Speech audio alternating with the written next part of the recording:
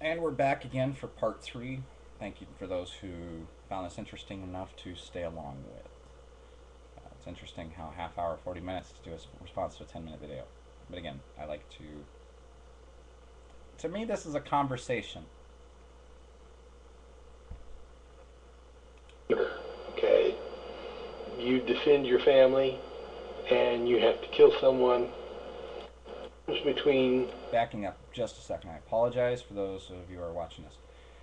Where we last left off with our friend Rusty, we were talking about the whole getting into thou shalt not kill and defining a difference between murder, thou shalt not murder, and thou shalt not kill. So we're going to get his response and I'm going to respond to it. Or get his statement and I'm going to respond to it. Okay, here we go. not murder, because notice you use the word kill. I It's did. really murder. And there's a difference between killing and murder. Okay, you defend your family and you have to kill someone. Uh, that's not murder. It's not murder because you were in self-defense. Uh, it'll go to a grand jury. They'll decide. In Texas, we have the Catholic. Quick question. Um, when God commanded armies to take out people and rape and take slaves and stuff, was that killing or was that murder? That's I got a question on. I mean, when genocides happen in the Bible and it's commanded by God, is it killing or murder? Was he acting in self-defense?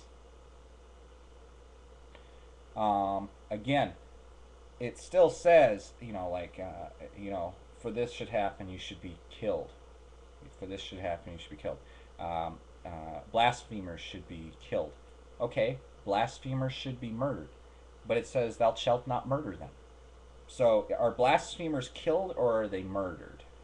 Is a question I have on this then. I mean, which way is it going to go? I mean, do we justify it and say it's okay because they were just killed because they were doing wrong? Now, I do understand where we're going to draw a difference between killing and murder. Murder would be more malicious. But if we're going to look at murder as being more of a malicious thing, more of an emotional response to something that you find to be repulsive to you or what have you, versus a killing, which would be a self defense, I will protect, then if we're going to follow it that way, then God is guilty of murdering or commanding others to murder for him. Isn't that a bit hypocritical? Continue. Doctrine, and they can determine whether it's murder or not. But let's talk about murder, okay? And that should have been the word you should have used instead of killing.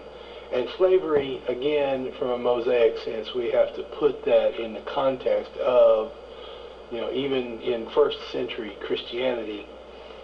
Again, get out your Bible, read Galatians, where it talks about, or even those parts of the New Testament where it talks about how you need to, certainly treat your slaves well.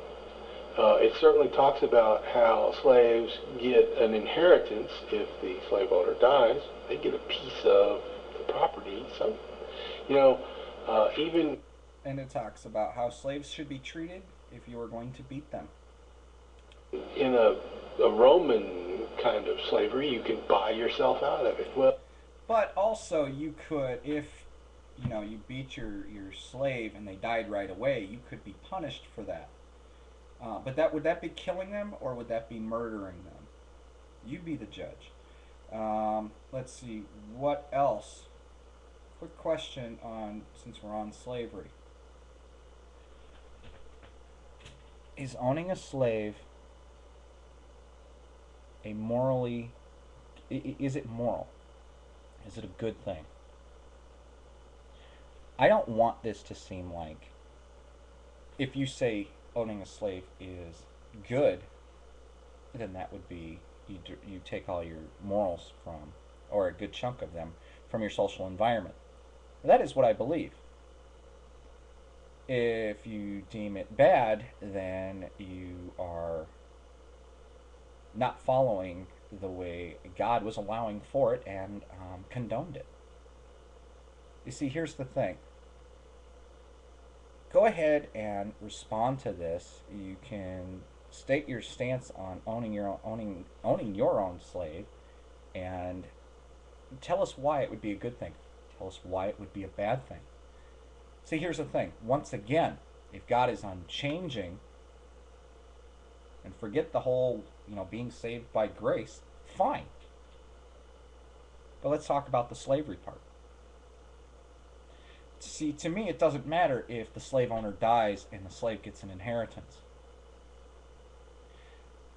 To me, it doesn't matter if we're talking about an indentured servant, because in this case, you're allowed to beat your indentured servant.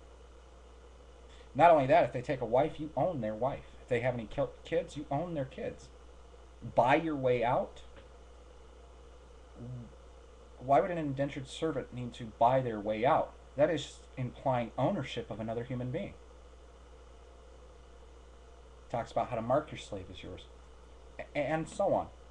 These, to me, are not the qualities of a moral God. Well, today I think, in the illegal immigration issue, we have a slavery problem. Only it's sort of a voluntary indentured slavery.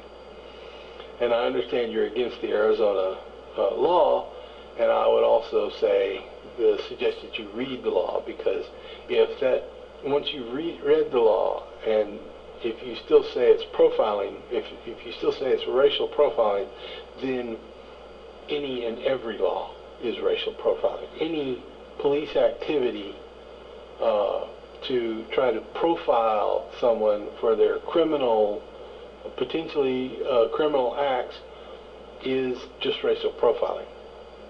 And that really kind of defeats the argument, because the Arizona law is a outpouring of, put it this way, if the federal government does not uphold a law, if a law is passed and then no one upholds it, first of all, it needs to be taken off the books, and secondly, that law would be...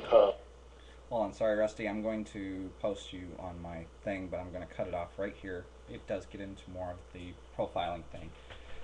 My wife is Puerto Rican, and I would be deeply offended if we were going through Arizona and we got pulled over just because she's Puerto Rican. See, when all is said and done, this whole thing about the border wars ends up being nothing more than a pissing contest. That it's a territorial issue, and it is hurting us.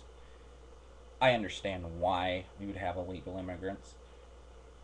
We are too overpopulated as it is. That's partial of why we have these problems. If we weren't overpopulated and there was enough, then we would have no issues with other people coming in and doing different things. It would be a lot easier for all concerned. That's my opinion on the matter. Anyway, Rusty, I have enjoyed this. There is just like 2 minutes left on this, but I don't want to move into yet another. But I appreciate you making a video response to me. We'll have coffee again sometime really soon.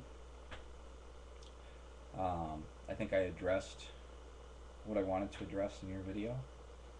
I appreciate anybody who took the time to watch the whole thing.